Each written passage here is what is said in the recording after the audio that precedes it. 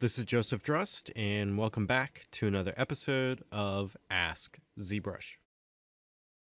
So we had a question sent in asking, how can I correctly size imported scan data? So to start off, I just have ZBrush loaded up, and I have some scan data here imported in. Now this is a scan of myself that was done by 3D Scan LA out in California. So they were generous enough to allow me to come out and sit inside their huge camera rig. And they took a series of photos, and then they processed these photos and generated 3D data out of them. So you have the example of the quality of the scan I got from them. Now, the scan that I got from 3D Scan LA was correctly sized, so I did modify it some to mess up the scale in order to do this Ask ZBrush video. So the question is asking about how can I correctly size imported scan data? So let's say you have scan data that may not be correctly sized, or you want to just resize it. So how can you go by doing this inside of ZBrush? So let's say I know the value from the top of my scan data to the bottom of it. So I know the distance that should be for the top of the head down to the bottom of the shirt here. So if you know this distance, you can just use the Scale Master plugin inside of ZBrush to change the scale of your model quickly. So to do this, we can go to the Z plugin tab up here and open this up. Then we can locate the Scale Master plugin. And then in here, we first want to click this Set Scene Scale button. And when you click this button, it's going to look at the current subtool you have selected, and it's going to pop up this little dialog. Now in here, it's going to ask you to choose the closest size and unit of measurement for the subtool. So I'm going to go with the feet option here. I'm just going to choose this one. And then after you select this, it's just going to resize your head to that scale. Now that isn't the exact scale that I had in mind for the top of the head to the bottom of the shirt here. So now I can go back into the Z plugin tab here, and I can now adjust this.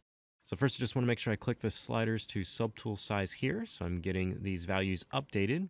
And let's say in the Y distance, which is the distance from here to the top of the head, this should be actually 1.3 feet. So not 2 feet, but 1.3 feet.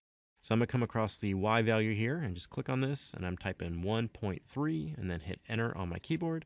And then I'm just going to come down the bottom here and click Resize Subtool. So now that I've modified these sliders here, I can now resize the subtool based on these sliders. So simply clicking Resize Subtool is now going to resize this mesh here to those dimensions. So after the model has changed here, it should now be 1.3 feet from the top of the head to the bottom of the shirt. Now after you have the size set here for your model, you can now save this out. So you can just go up to the tool palette up here and just do Save As. And this will allow you to save this file out as a ZTL. And then the next time you load it in, that size will still be set. So let's say you have some scan data, but you don't know the exact dimensions that it should be from the top of the head to the bottom of the shirt, but you may know some value that's on the scan itself. So as an example of this with the head scan here, is with head scans, you can use the pupillary distance to determine a constant for your meshes. Now, the pupillary distance is the distance measured in millimeters between the centers of the pupils of your eyes. So if I zoom in here and just get into the mesh here, I know the distance from my middle of this pupil to the middle of this pupil. And that distance is 63 millimeters. So I can use this as a constant and then resize the rest of my model based around that dimension. So with the scan data here from 3D Scan LA, I also have some colorize or polypaint information to go along with this. So if I turn on the paintbrush here and then switch my material to say flat color, you can see I have this diffuse coloring for the 3D scan data here, and I can clearly see the middles of my pupil. So I know that that distance between the middle of this pupil and the middle of this pupil is 63 millimeters. So now that I have that as a constant, I can now append a new tool to my scene here, resize that tool, and then use that tool as my basis for my scale.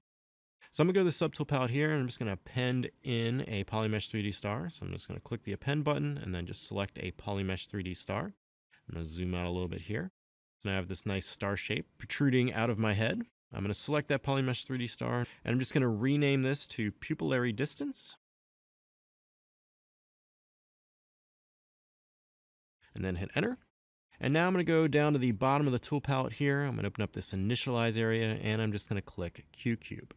And what this is going to do, it's going to take that Polymesh 3D star and turn it into a quick cube. So now instead of a star, I have this cube.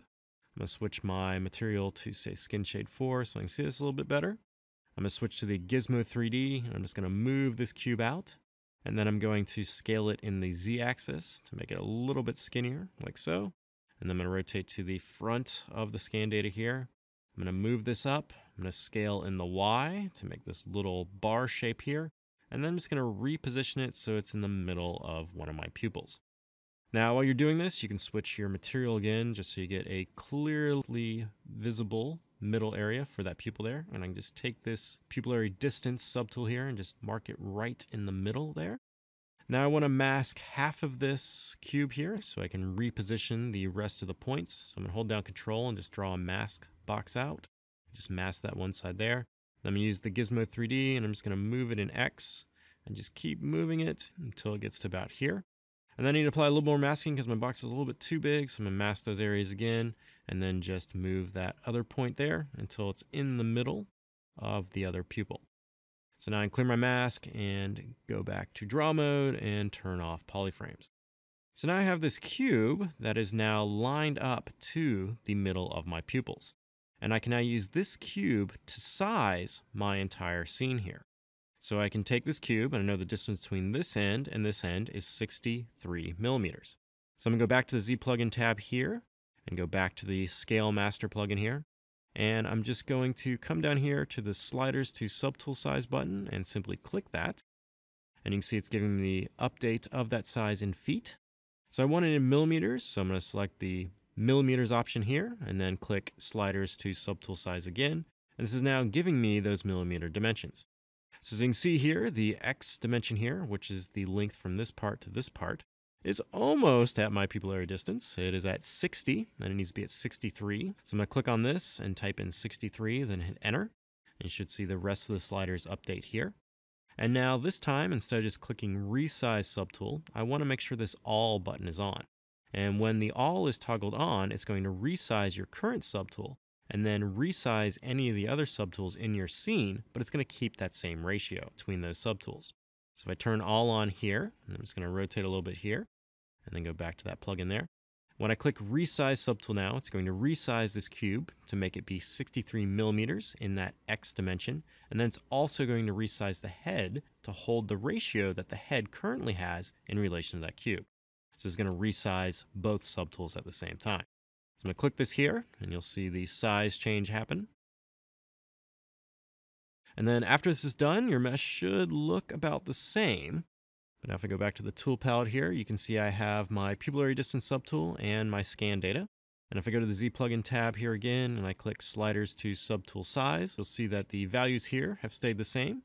And if I go back to the scan data now, and go to the Z plugin tab again, and now in the millimeters area, click Sliders to Subtool Size again. You can see I'm now getting the correct millimeter value for my scan.